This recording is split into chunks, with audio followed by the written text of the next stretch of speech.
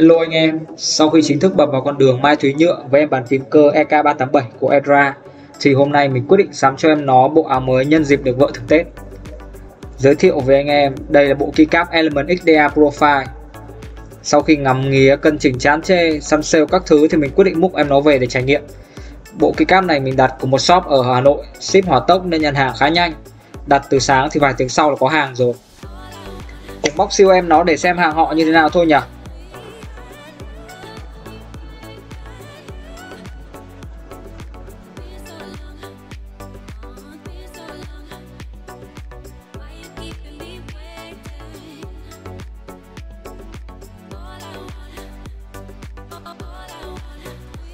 Vâng, cảm nhận ban đầu khá là ok, đóng gói rất cẩn thận, khai xốp chống sốc tốt, đảm bảo keycap ngay ngắn theo đúng layout.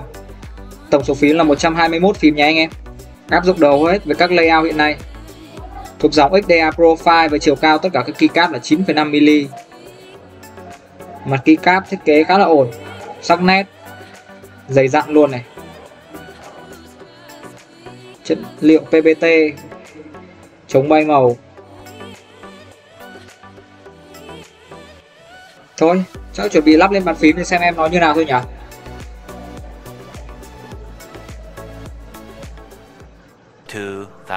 Years later.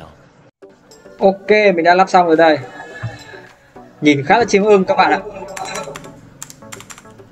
Cảm giác bề mặt phím hơi lõm nhẹ, rất bám tay. Chất liệu nhựa dày dặn, bấm sướng phết. Đẹp phết này, in tỉ mỉ luôn. Công nghệ in nhiệt nhé. Mực bám sâu vào keycap đảm bảo không lo về vấn đề bay màu.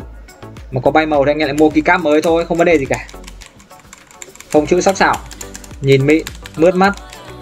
Mình đặc biệt khoái nhất mấy cái icon trên con keycap này, nhìn khá là hay ho. Tiếng bấm nghe cũng đã phết. Nó không cứng quá như con keycap stock. Nhìn ổn phết anh em ạ. Ok, chúng hãy thử nghe tiếng gõ trên keycap stock của EK387. Đây là tiếng gõ trên phím Element XDA keycap.